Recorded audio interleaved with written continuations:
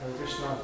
So we're almost finished with the Aarti, and next part is to offer our respects to the previous acharyas and teachers, and we do that by bowing our heads down to the ground. For those who've got back problems or knee problems, if you can't do that, you can fold your palms in front of the deities, and when I say ki, you respond by saying Jai. Should we try that? Ki? You have to say a lot more enthusiasm, with a lot more gratitude. Jai Om Vishnu Pad Paramahamsa Paramacharya Astos Tatara, His Divine Grace A.C. Bhaktivedanta Swami Srila Prabhupada Ki! Jai Om Vishnu Pad Paramahamsa Paramacharya Astos Tatara, His Divine Grace Bhaktisiddhanti Saraswati Prabhupada Ki! Namacharya Srila Haridas Thakur Ki! Let's go Jai Shri Krishna Chaitanya Prabhu Nityananda Shri Advaita Giradhar Shivasari Gaura Bhaktavinda Ki! Jai Shri Shri Radha Krishna Gopa Gopinath Shamkund Radhakund Giri Govardhana Ki! Jai Shri Shri Vrindana Dama Ki! Jagara Chatra Dama Ki! Ayodhya Dama Ki! Ganga Mai Ki! Ganga Mai Ki! Dasi Maharani Ki! Samaveda Bhaktavinda Ki! Okay, the next part we just say Hare Krishna. Oh, glories to the assembled devotees, Hare Krishna! Glories to the assembled devotees, Hare Krishna! Glories to the assembled devotees, Hare Krishna! Glories to Shri Guru and Shri Guranga. All glories to Srila Prabhupada. So in the next part of the Aarti, we'll be singing a short prayer to Lord Nrsingadev. Does everyone know who Lord Nrsingadev is? Can I get a show of hands? Yes, so half the crowd. So for those who don't know, Lord Nrsingadev is in the photo to the left. He appears in the form as a half man, half lion to protect his devotees. And oftentimes that we pray to him for protection and to remove obstacles in our lives. Sometimes we might be thinking that actually I have no obstacles, I have no issues. I've got Sky at home, I've got a sofa, I've got widescreen TV, what more can I ask in life? But perhaps we know someone else who's suffering in life. So we might know someone who's in hospital or someone who's going through some difficulty at work. So we could pray for them instead. If you don't know the words, then again just kindly fold your hands and meditate upon the words. Also, this is a Mirdanga. We also have these hand cymbals, and you might also notice that you have instruments as well. So what you can do is you can bring these two instruments together and they make a sound. So you, as we're reciting the prayer, if you can also kindly clap as well, it really helps. Hare Krishna.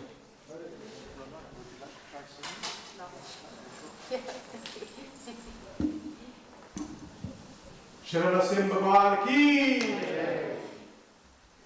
Namaste Narasimhaya.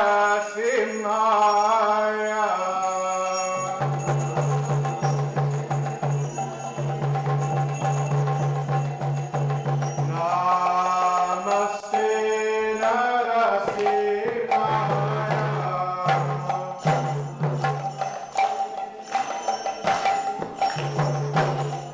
Namaste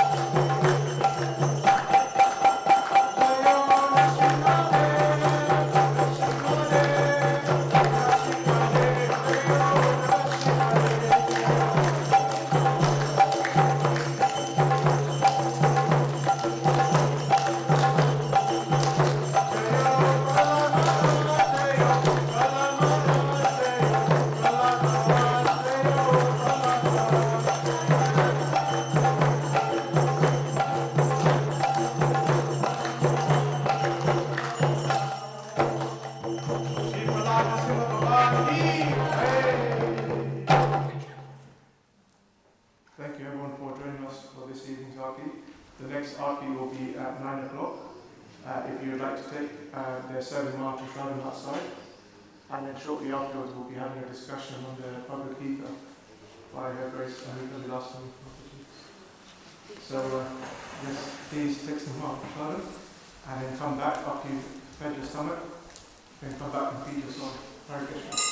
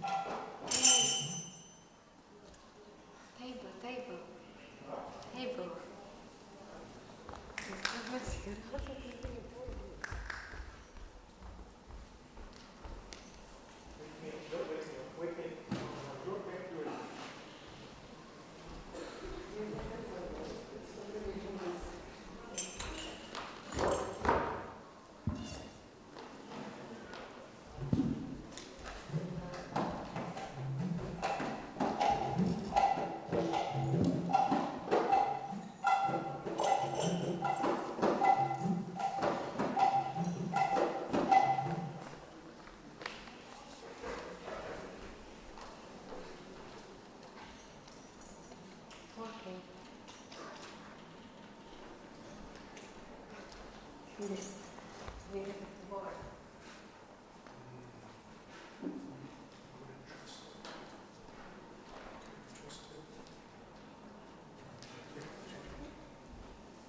I've got the other cable.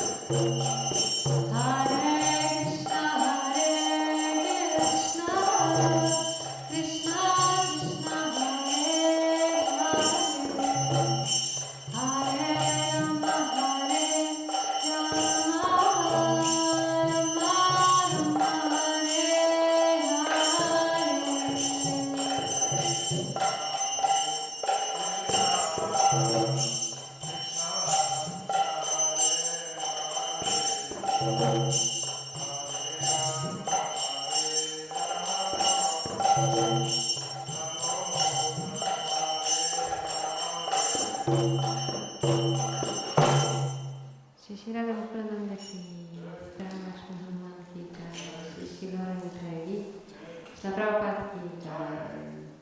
Jai Vishnu Pad Brahmahamsa Parivrajaka Ashtara Shit Shishmat Vikhtvanvis Esi Bhaktivedanta Swami Shila Prabhupada ki Jai Vishnu Pad Brahmahamsa Parivrajaka Ashtara Shishmat His Divine Grace Bhaktivedanta Saraswati Goswami Prabhupada ki Nanta Koti Vaishnava Vrinda ki Namacharya Smahrita Thakur ki Prem se kaho Shri Krishna Chaitanya Prabhu Nityananda Shri Advaita Gadadhara Shivasati Gaura Bhaktivedanta ki Shri Shri Radha Krishna Gopa Gopinath Shyama Kunda Radha Kunda Giri Govardhan ki Vrindavan Dham ki Mayapur Dham ki Jagannakshetra Dham ki Ganga Mai ki Yamuna Mai ki Tulsi Maharani ki Harinam Sankirtan Devi ki Samaveda Bhaktivedanta ki all glories to Assembled Devotees, all glories to Assembled Devotees, all glories to Assembled Devotees, all glories to Shri Guru and Shri Gauranga, all glories to Shri Prabhupada,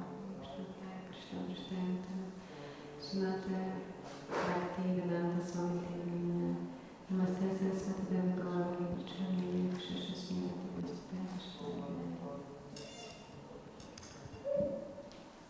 Hare Krishna, welcome everyone to Bhagavad Gita class. We will today read from chapter 9, which is entitled Most Confidential Knowledge, and verse 2. Before we start, we will recite some invocation prayers. Om Namo Bhagavate Vasudevaya. Om Namo Bhagavate Vasudevaya. Om Namo Bhagavate Vasudevaya.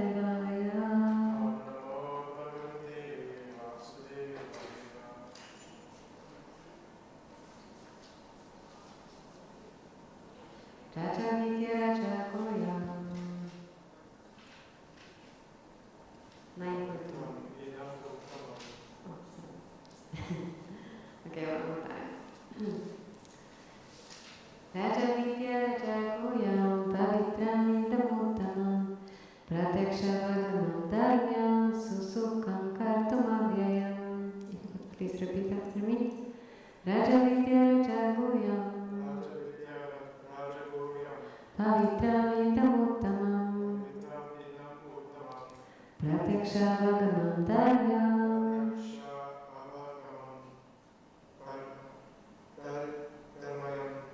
Susukam Kartumavyayam.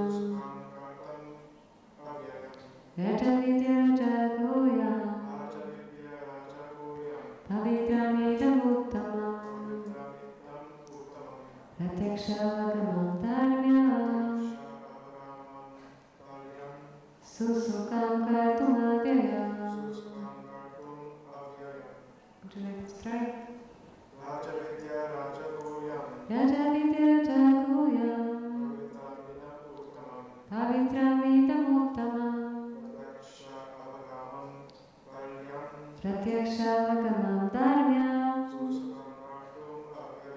Susukam Kartumavyayam.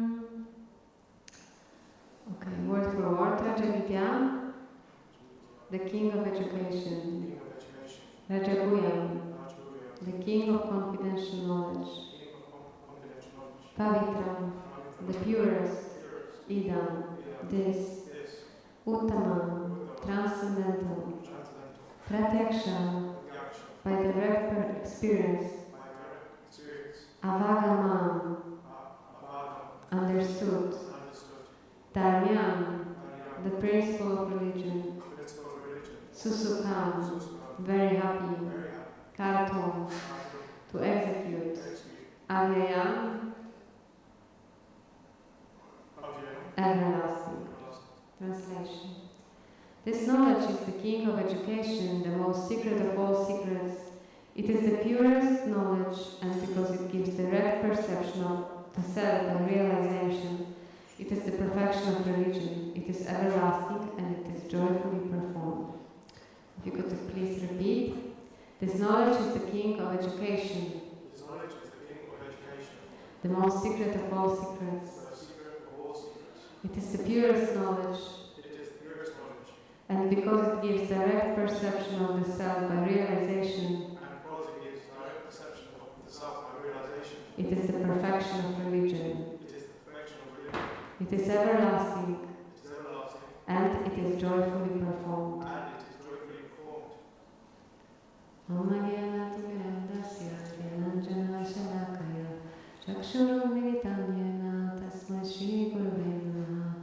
Sri Chaitanya Manobishtam Stapitam Yena Bhutale Svayam Rupa Kadamayam Vedati Svapadantikam Vandeham Shri Guru Shri Utapadakam Shri Guru Vaishnavamshcha Sri Rupam Sakrajatam Sahagana Raghunatam Vitantam Sajivam Sadvaitam Savadutam Parijana Sahitam Krishna Chaitanya Sri Radha Krishna Padam Sahagana Lalita Shri Vishakamitamscha Hey Krishna Karuna Sindhu Dinabandhu Jagatpate Gopesha Gopika Kanta Radha Kanta Namostute Tapta Kanchana Gaurani Radha Vrindavaneshwari Vrishabhanu Sute Devi Pranamami Hari Priya Vanchakalpatarubhesha Kripa Sindhu Vyevacha Patitanam Pavanebhyo Vaishnavebhyo Namo Namaha Jai Shri Krishna Chaitanya Prabhu Nityananda Shri Advaita Gadadhara Shri Vasadi Gaura Bhaktivedanta Hare Krishna Krishna Krishna Hare Hare Hare Rama Rama Rama Hare Hare. This knowledge is the king of education, the most secret of all secrets. It is the purest knowledge, and because it gives direct perception of the self by realization, it is the perfection of religion, it is everlasting, and it is joyfully performed. So before I start, I would like to ask your blessings. Thank you so much. Okay. Hopefully we can stick to the scriptures, and hopefully we can please the Lord by this discussion. It's always a great pleasure to speak on Bhagavad Gita. And this verse is very beautiful. I didn't read the purport because it's very long, but I thought that we can, as we are going through the translation, we are trying to understand the translation, we can at the same time relate it to the purport and see how Srila Prabhupada explains to us this verse. So first of all, it is said here that this knowledge is the king of education. So first of all, what is this knowledge? So we have to look at the verse before that, 9.1 in our Bhagavad Gita. In this verse it is said, the Supreme Personality of Godhead said, "My dear Arjuna, because you are never envious of me, I shall impart to you this most confidential knowledge and realization, knowing which you shall be relieved of the miseries of material existence." So this knowledge is the most confidential knowledge. This is the knowledge that Krishna is speaking about here in the second verse as well. So the most confidential knowledge. This is also the name of this chapter. Actually, this very, very special chapter, it's right in the middle of Bhagavad Gita. And just like, when you have something precious, you keep it always hidden somewhere, like, for example, sometimes we would hide something precious under the pillow, or we would put it in safe, or like when you have a sandwich, the best thing is the filling, and it's inside, it's hidden between the two layers. So whatever is the best is always hidden. That's why also this chapter is right in the middle. So yeah, this knowledge, this confidential knowledge, is the king of education. So this is the first point, Raja Vidya. Raja Vidya means the king of education. So in the first paragraph of the purport, Srila Prabhupada says, this chapter of Bhagavad Gita is called the king of education because it is the essence of all doctrines and philosophies explained before. Among the principal philosophers in India are Gautama,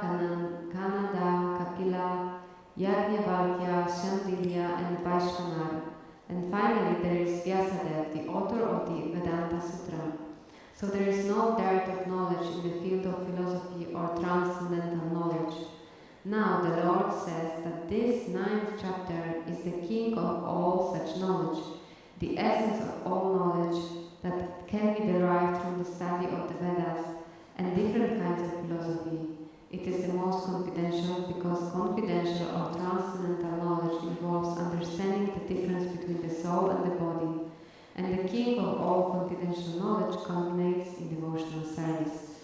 So a few points here. First of all, first point here is made that actually this ninth chapter is the king of all confidential knowledge. The Bhagavad Gita in itself is the essence of all Vedic knowledge. Srila Prabhupada explains in the introduction of Bhagavad Gita that this Bhagavad Gita is the essence of all Vedic knowledge. And if we understand Bhagavad Gita, we don't really have to read all the Vedas. So this is very special, and here this ninth chapter is described as the king of all such knowledge, the king of all this Vedic knowledge. So, and what is said is that what is involved in this understanding is the difference between the soul and the body. So this confidential knowledge, the part of this knowledge, is to understand what is the difference between the soul and the body. But that is not the topmost knowledge. The topmost knowledge, like it is said here, it culminates in devotional service.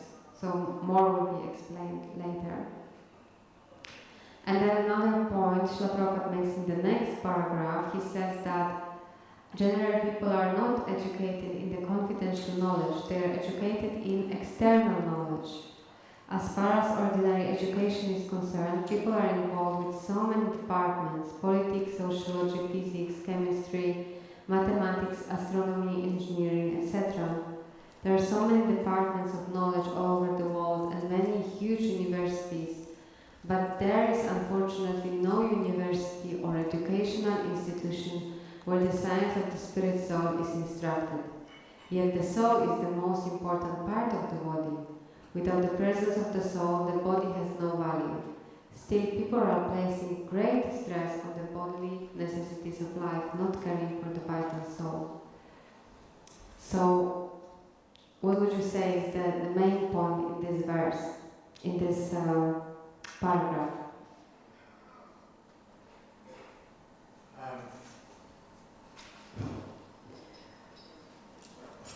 So from what I took from what you were saying, it's the emphasis on being able to distinguish the spirit soul, and not just placing so much emphasis on the body.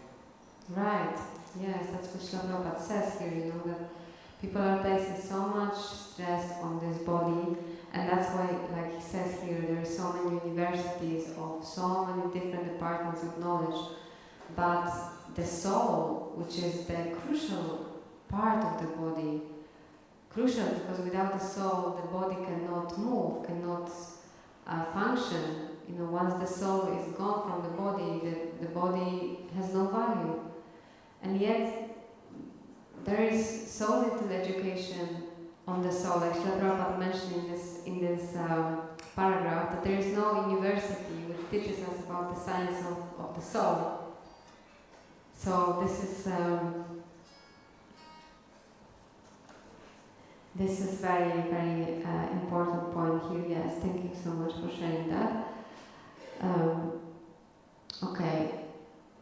So this was the point about why this knowledge is the king of education. So first point was that it is the king of education because it is the essence of the Vedic wisdom, and like we mentioned, it gives us knowledge about the difference of the body and the soul, and it gives us the knowledge of the soul, the knowledge of the soul in depth. And this is very crucial to have this knowledge. And then it is said that this is the most secret of all secrets. So why do you think, Srila Prabhupada, why this knowledge is described as the most secret of all secrets?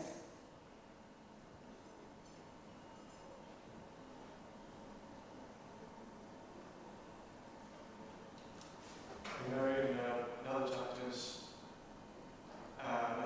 for instance, in chapter 13 it's described as the top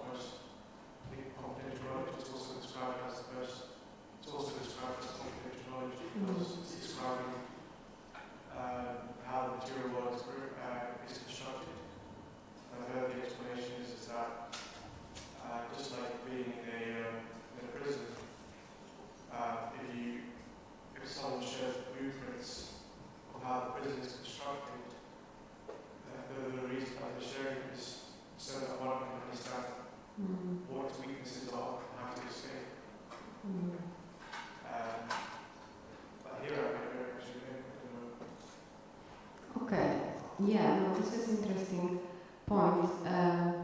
The most secret of all secrets. So when actually, we were discussing it today also in relation to another verse. Actually, in introduction, it was mentioned that this knowledge it's not available to anyone and everyone. And actually, to understand this knowledge, one has to be submissive. One has to have submissive attitude. This is actually why Krishna is speaking this knowledge to Arjuna, because Arjuna said, Karpanya dashapahata svavaha prichavitvam dharma samudachitaha yad shreyaha shyamishtam rohitam shishyas mateham shadimam tvam prapanam. So he said that now I am your disciple and the soul surrendered unto you. Please instruct me. So unless actually we surrender to the higher authority, to the spiritual master, unless we admit that I don't have knowledge, I need to be given that knowledge, then we cannot have access to this knowledge. Even we may be reading Bhagavad Gita, but it will still remain a secret for us. But because Arjuna he surrendered to Krishna, he made himself eligible to receive this most secret knowledge. Yeah, so even though it's here in front of us, it's still secret until we agree to submit, to have submissive attitude, then this knowledge can be revealed to us. And it is said also it is the purest knowledge. Okay, so the purest knowledge, before actually we come to that, one more point from the next paragraph. So what is said here, the Bhagavad Gita, especially from the 2nd chapter on, stresses the importance of the soul. In the very beginning, the Lord says that this body is perishable and that the soul is not perishable. That is a confidential part of knowledge. Simply knowing that the spirit soul is different from this body and that its nature is immutable, indestructible and eternal. So this is part of confidential knowledge, is to know that the spirit soul is different from the body, like we mentioned, and that it's immutable, nothing can happen to the soul, nothing can destroy the soul, and it's eternal. But that gives no positive information about the soul. So that's not everything. We need something more. Because what do we do with this information? That the soul is eternal. So sometimes people are under the impression that the soul is different from the body, and that when the body is finished or one is liberated from the body, the soul remains in the void and becomes impersonal. But actually, that is not the fact. How can the soul, which is so active within this body, be inactive after being liberated from the body?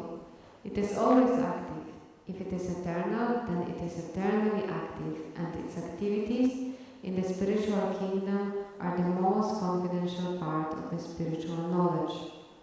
These activities of the spirit soul are therefore indicated here as constituting the king of all knowledge, the most confidential part of all knowledge. So actually, this confidential knowledge, yes, gives us the knowledge about the nature of the soul, the difference between the body and the soul, but on the top of this knowledge, the king of this knowledge is to know what are the activities of the soul, what happens, to us,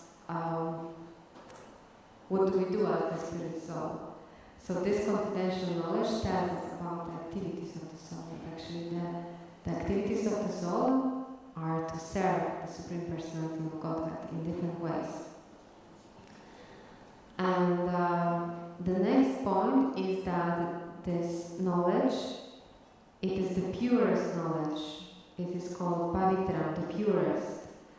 So Srila Prabhupada will explain now that in Padma Purana, many sinful activities have been analyzed and are shown to be the results of sin after sin.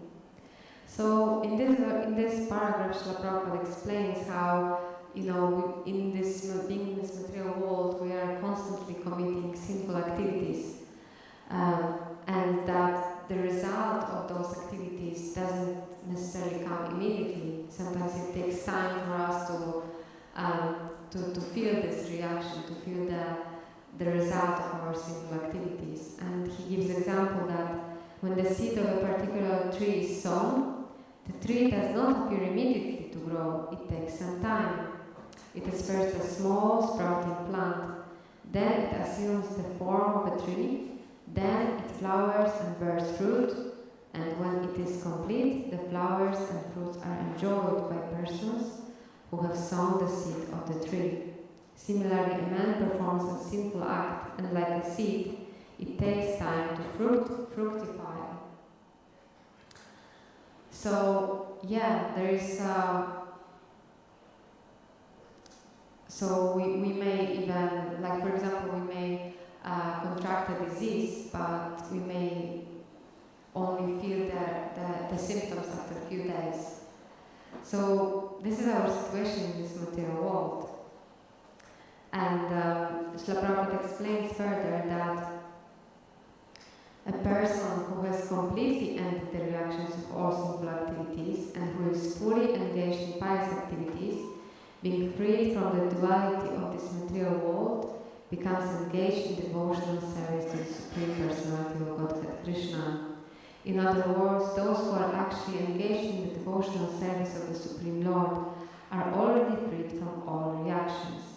So what does it mean that here we are, here we are performing devotional service like chanting, reading, worshipping the deities? Does it mean that we are free from the sinful reactions? You think it means we are free, yeah? Okay, this is your understanding. I understood it in such a way that that actually, because for myself I certainly feel still, that I cannot chant purely, or I cannot, I feel that when I'm performing devotional service, I don't experience full love for God. So I understand that what I'm doing now is actually practice. I'm practicing devotional service. But by that practice, we will gradually become purified from all contamination, and ultimately we will be able to engage in devotional service. Yes, and in that way, like Srila Prabhupada explains here, that for those who are engaged in the devotional service of the Lord, all sinful reactions, whether fructified in the stalk or in the form of a seed, gradually vanquish. So yeah, they gradually vanquish. Just by us being engaged in devotional service, in the practice, they vanquish gradually. And therefore the purifying potency of devotional service is very strong, and it is called Pavitram Uttamam, the purest. Uttama means transcendental, and Tamas means the material world or darkness. So, Uttama means that which is transcendental to material activities. So this devotional service is above material activities. And that's why by performing it, all the tamas, all the darkness is removed gradually. Okay, and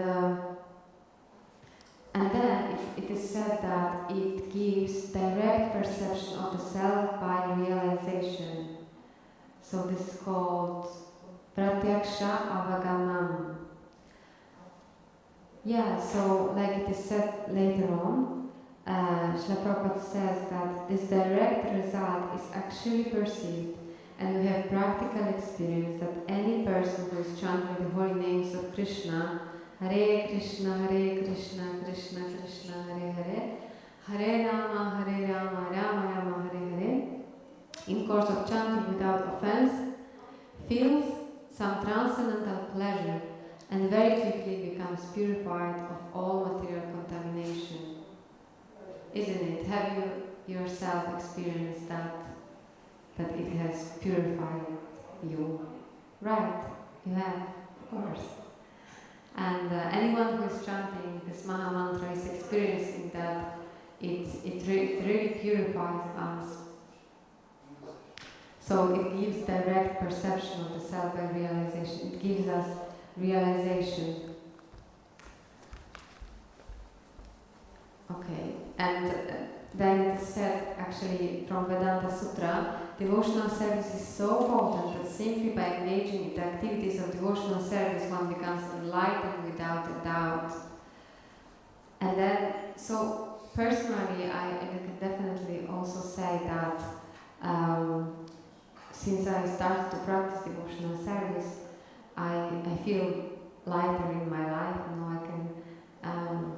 I feel more happy, and so much darkness is gone. And whoever is practicing this devotional service will experience that if we are practicing sincerely. And Srila Prabhupada gives here in the purport the example of Narada Muni, who he had a chance to serve great personalities because his mother, actually, he was the son of a maidservant, and his mother was serving those great sages who were staying in their house for some time, for 4 months. And when she was not able to serve them, he would serve them. And he would also eat their remnants. He would ask permission, can I have your remnants? And they agreed. And just by having their association, by tasting their remnants, he developed a taste for chanting, for hearing. He developed the same taste as those sages had.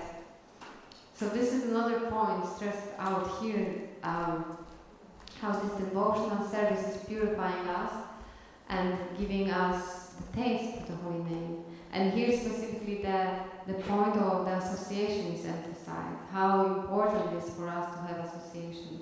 And just by that association one can really develop taste for the holy name. And then another thing here is that it is the perfection of religion.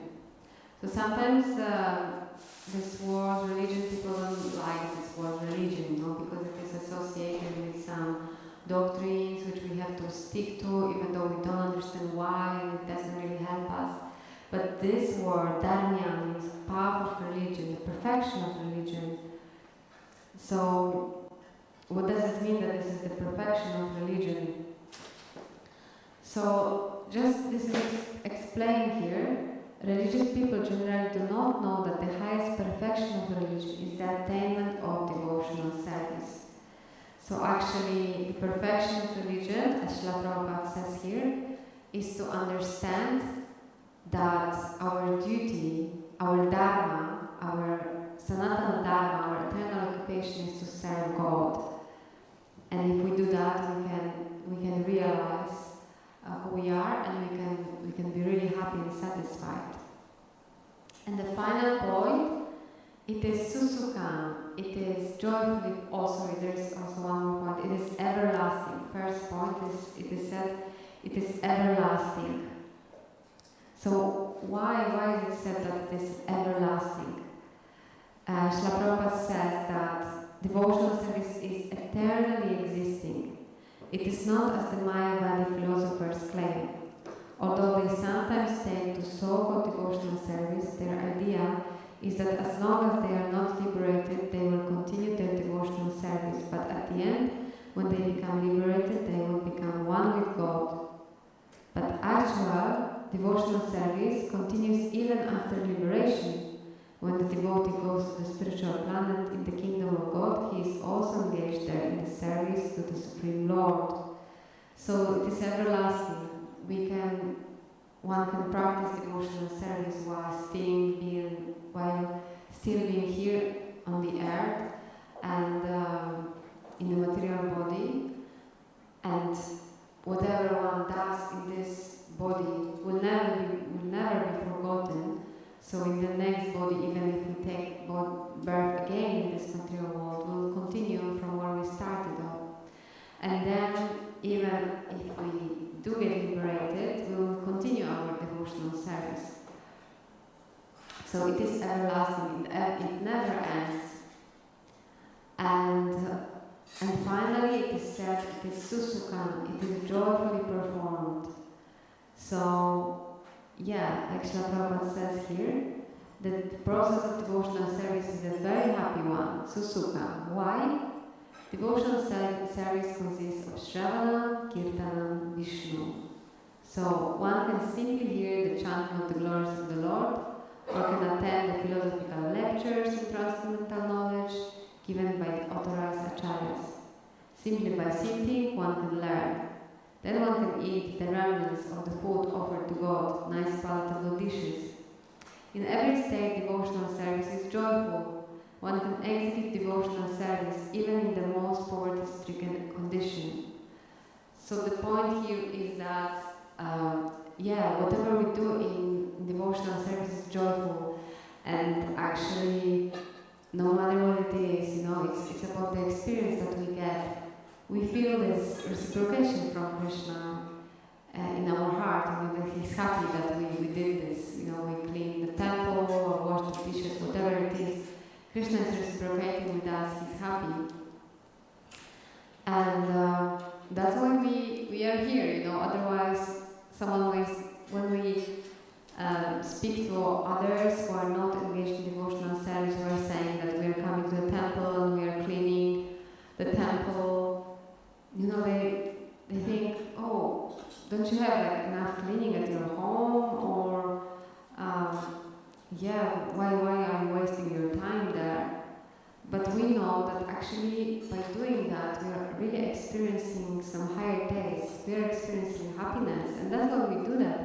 Otherwise, nobody would stay here. Nobody would do devotional service. But because it brings so much joy, that's why we do that. We carry on. And another point here is that, one can execute devotional service even in the most poverty-stricken conditions. So devotional service is not dependent on our material situation, whether we are poor or rich, whether we are old or young, it doesn't matter. Because Krishna says, Patram Pushpam Parantoyam. He's ready to accept from the devotee any kind of offering, never mind what. Even a leaf, a flower, a bit of fruit, or a little water, which are all available in every part of the world, can be offered by any person, regardless of social position, and will be accepted if offered with love. So the point here is that all Krishna wants from us is our love. It doesn't matter if we will just offer one flower, but if we do it with love, Krishna will accept it, because that's what he is missing from us. And there are many instances in history, simply by tasting the tulasi leaves offered to the lotus feet of the Lord, great sages like Sanatan Kumar became great devotees. Therefore, the devotional service is very nice, and it can be executed in a happy mood. God accepts only the love with which things are offered to Him. So that is for us really lesson, that whatever we do in our devotional service, it should be done with love. So it should not be done by force or out of guilt, but it should be done happily.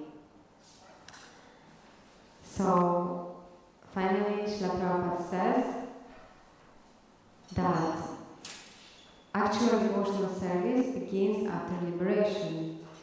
So like we mentioned before, now most of us are practicing devotional service, but the real devotional service starts after liberation, when we become completely purified from the sinful reactions, and we can serve Krishna with love completely on the liberated stage. And also Srila Prabhupada says here that no one can understand the Supreme Personality of Godhead by executing Karma Yoga, Jnana Yoga, Ashtanga Yoga, or any other yoga independently. By these yogic methods, one may make a little progress towards Bhakti Yoga, but without coming to the stage of devotional service, one cannot understand what is the Supreme Personality of Godhead. So there is another verse in Bhagavad Gita 18:55 where Krishna says, Bhakti mam abhijanati yascha sitat kataha. So one can understand me as I am only by devotional service. So it is not possible by jnana yoga, by karma yoga, not by knowledge, not by meditation, austerities, no, but by bhakti, by devotional service, by doing things with love, we can really understand the person. I mean, even if we think about it, if we want to, even in material world, if we really want to develop a deep relationship with someone, we cannot do it just by reading about this person, about biographies, or we can, in a secret place perform some austerities, some rituals for this person. Not really. Actually, the real relationship can start when we do something for this person. We show some love to this person. Then the person will reciprocate, and this is how the relationship will develop. That's why only by love, only by Bhakti Yoga can we understand the Supreme Personality of Godhead as He is.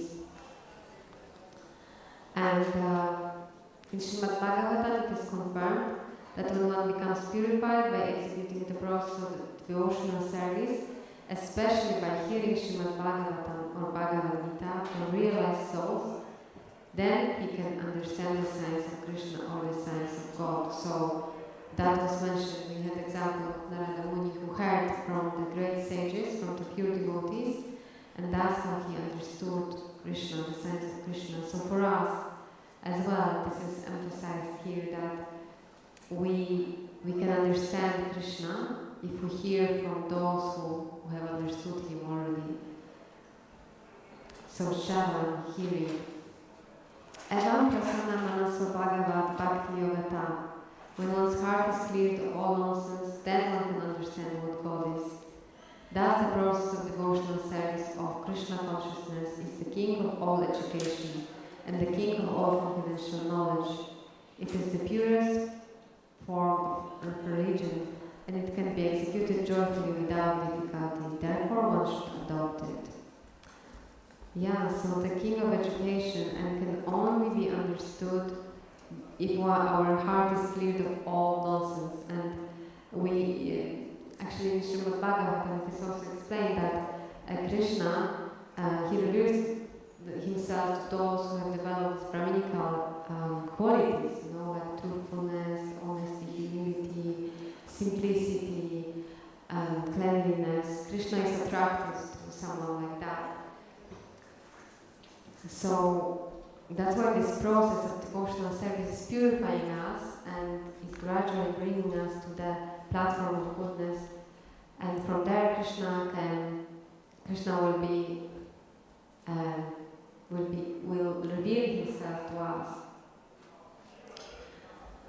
So Srila Prabhupada says it can be executed joyfully without difficulty. So it doesn't mean it's easy for us always, but the clue is really to be in the association of devotees, and that will help us. And actually, Srila Prabhupada would say sometimes, that devotional service is all about dancing and feasting and chanting.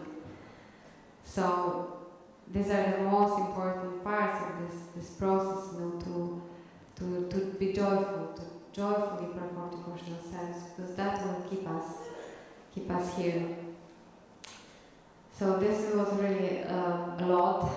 I know it's a lot in this purport and in the translation, but I think just to summarize, we said this knowledge is the king of education because it is the essence of all Vedic knowledge. It tells us about the difference between the soul and the body, but it also gives us the knowledge about the activities of the soul. And it is the most secret of all secrets. It cannot be revealed to anyone and everyone, even if they read Bhagavad Gita, unless we have submissive attitude. And actually there are no universities of the science of the soul easily available for us. Only when we come across the pure devotee we can get this knowledge. We come across Bhagavad Gita, or just devotees, the mercy of devotees who preach to us. And it is the purest knowledge because it purifies us from all sinful reactions from the past. and brings us to the platform of devotional service. And it gives direct perception of the self by realization. By practicing it, we can realize that those activities, like, sometimes we think, oh, why do I feel happy just chanting, singing?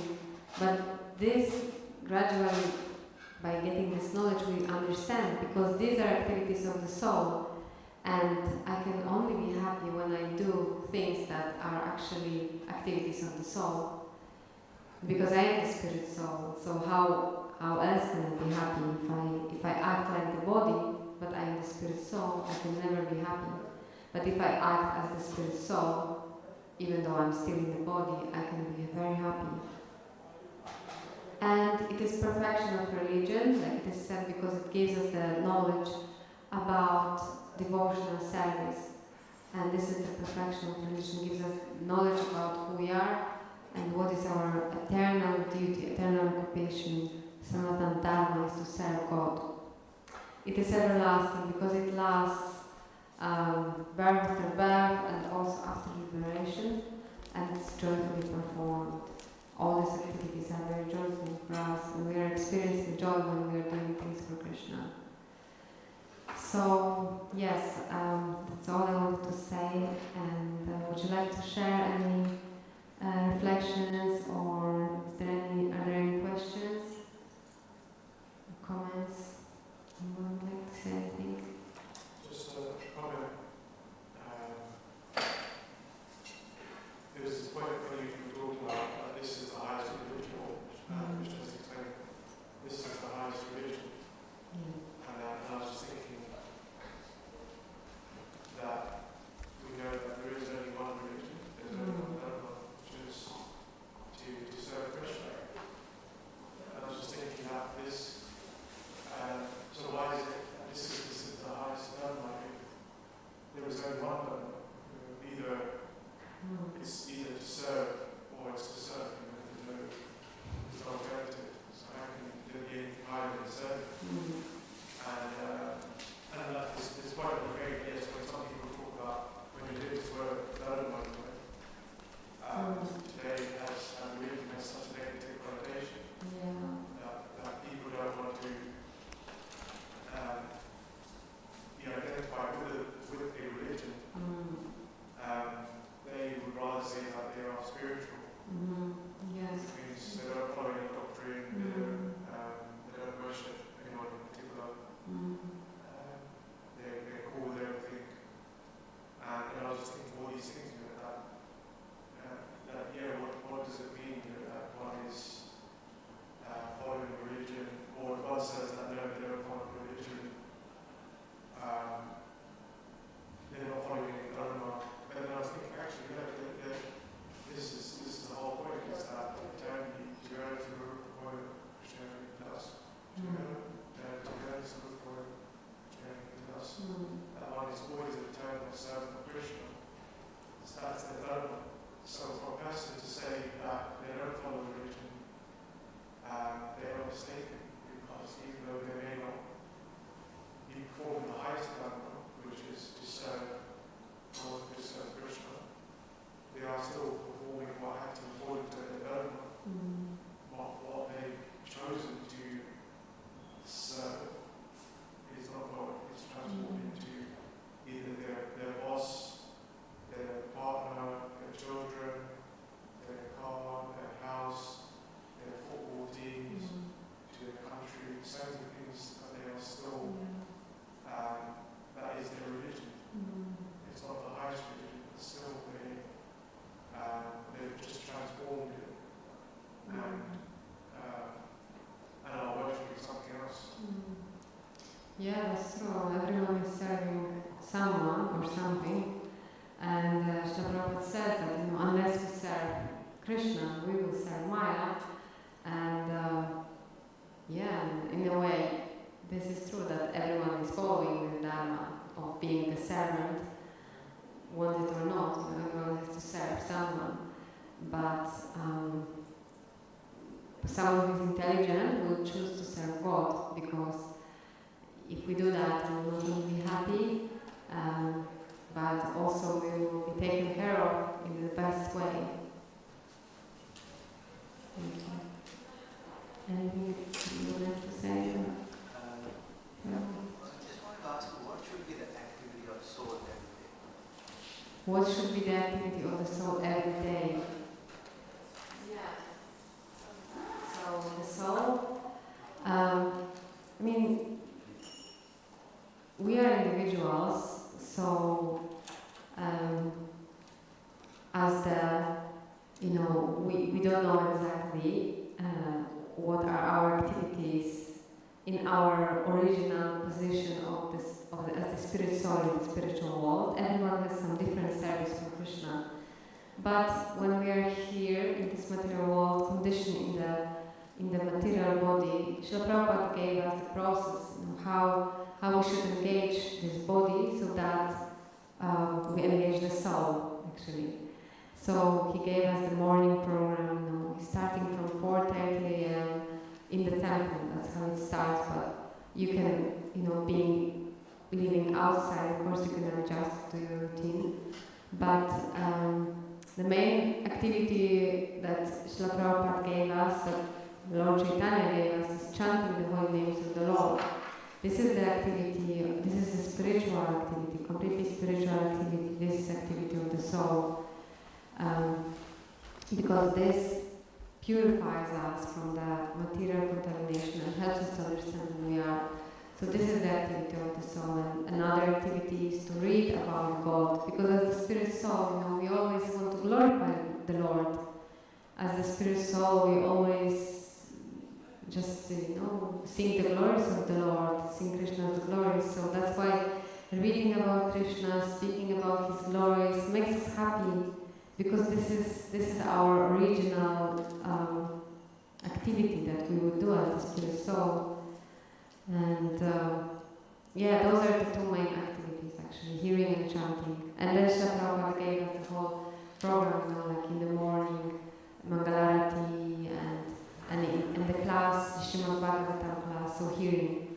And in the evening he gave us Bhagavad Gita class and evening arati. So just to somehow or other always engage us in the way that we can realize our identity.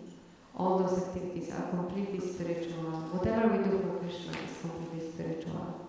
And you can spiritualize your everyday life actually, just by, you have to eat. But you can, when you cook something, you cook it for Krishna with the intention that you will, before you eat, before you taste it, before you smell it, you will first offer it to Krishna. So this is again activity of the soul. It will become spiritualized, that you want to offer everything to Krishna. And if you have some, you're going to work and you're earning some money, if you can also give some of your income to the temple to support the movement, again you are spiritualizing your work. But the main activities of the soul are hearing and chanting.